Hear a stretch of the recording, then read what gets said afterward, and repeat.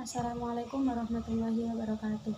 Perkenalkan, nama saya Emma Rosita Fidaroina dengan NIM 203131076, program studi pendidikan Islam anak usia dini kelas PIAUD 3C. Di sini saya akan melaporkan program stimulasi perkembangan sosial emosional anak usia dini dengan deskripsi objek. Anak belum bisa mengenal peranan sendiri dan belum bisa mengelolanya secara wajar. Permasalahannya ada satu, yaitu anak belum bisa mengenal perasaan sendiri dan belum bisa mengelolanya secara wajar, sehingga mudah terbawa suasana yang membuat moodnya berubah-ubah. Nah, untuk metode tindakan yang pertama adalah menggunakan metode proyek, yaitu metode yang digunakan untuk memecahkan masalah dalam kehidupan sehari-hari. Nah, yang kedua adalah menggunakan metode pembiasaan, yang mana adalah kegiatan yang dilakukan secara terus-menerus dalam kehidupan sehari-hari yang dapat mengubah kebiasaan negatif menjadi positif. Selanjutnya, kondisi awal anak.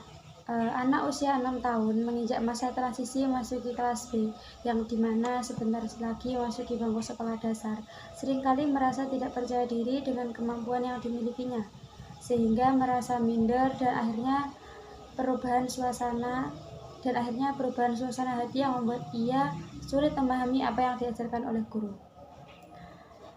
Keadaan yang kedua, sering menangis ketika moodnya berubah, sehingga membuat teman-temannya mengolok-olok dan akhirnya dia merasa kembali tidak percaya diri. Saat menulis, melihat teman-temannya sudah bisa membaca meski terbata-bata, namun dia baru belajar menulis pun membuat ia merasa minder sehingga larut dengan rasa malunya. Yang selanjutnya, susah bergaul dengan teman-teman karena merasa dia terlambat dari teman-teman seusianya. Yang terakhir, menjadikan ia malas untuk berangkat ke sekolah. Langkah-langkah tindakan yang saya lakukan, yang pertama, mungkin dengan permasalahan tersebut, tindakan yang bisa kita lakukan yang pertama adalah dengan memberi pendampingan khusus untuk anak yang memang sulit memahami dirinya sendiri. Yang kedua,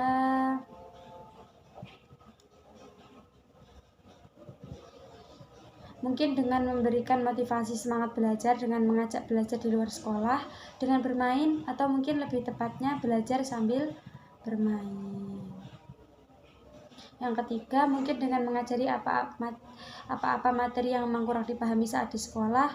Misal dengan keterlambatan, ia belum bisa membaca, maka dikenalkan terlebih dahulu dengan huruf-huruf sembari diajari menulis.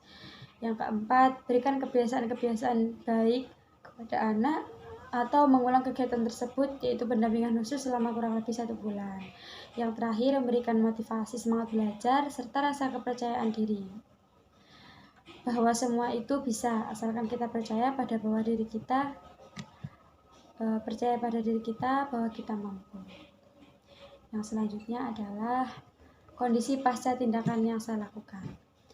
Yang pertama, sudah ada perkembangan untuk mengambil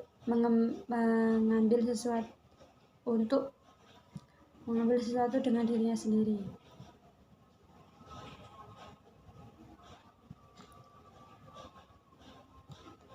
Mulai adanya rasa percaya diri, dan yang terakhir, menjadi semangat belajar dan bertanya tentang apa yang belum ia ketahui. Ia kembali bersemangat untuk pergi ke sekolah. Nah, yang poin terakhir, saran untuk orang tua dan guru.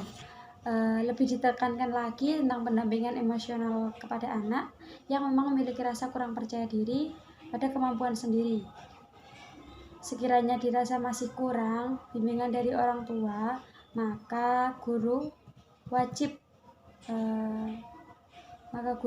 melakukan hal-hal yang dapat menumbuhkan rasa percaya diri pada siswa tersebut, sehingga tidak membuat ia merasa minder dan merasa dirinya tidak mampu. Setelah saya melakukan observasi selama kurang lebih 1 bulan, dan yang bisa saya petik adalah bahwa kita itu tidak bisa membiarkan anak, kita boleh membiarkan anak, namun tidak boleh terlarut untuk membiarkannya sesuai dengan apa yang ia inginkan, karena kita harus memberi pengarahan. Anak harus melangkah ini dulu, baru ini, dan selanjutnya. Maksudnya apa? Agar misalkan anak itu memiliki imajinasi sendiri dalam berpikir, namun tidak semua yang anak imajinasikan itu benar dan tidak semua juga salah. Tidak ada kesalahan dalam belajar, namun hendaknya kita sebagai orang tua dan guru untuk anak-anak kita harus memberi pengarahan yang baik. Kita juga tidak boleh membiarkan ia terlarut sendiri.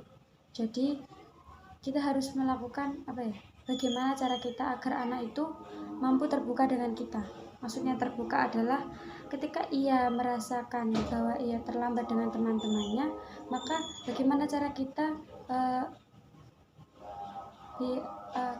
bagaimana cara kita membuat si anak itu menjadi mau gitu loh bercerita dengan kita, agar ia tidak merasa sendiri, dan agar peran kita sebagai orang tua juga berguna untuk mereka. Kiranya itu yang dapat saya sampaikan. Wassalamualaikum warahmatullahi wabarakatuh.